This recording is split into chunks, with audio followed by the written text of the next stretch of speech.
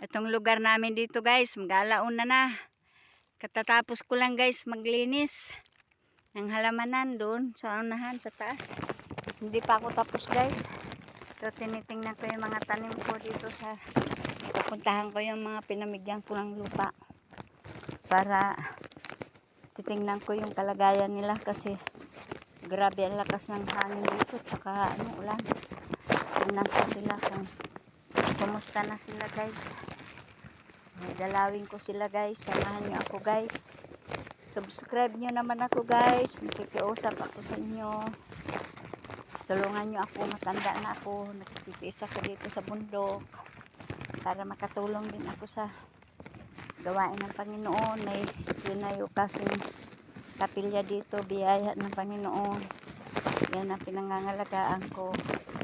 Sa mga taong pupuntahan ko. Ito yung mga lingkod ng Panginoon guys. Mga biyaya ng Panginoon na binigay sila sa akin ng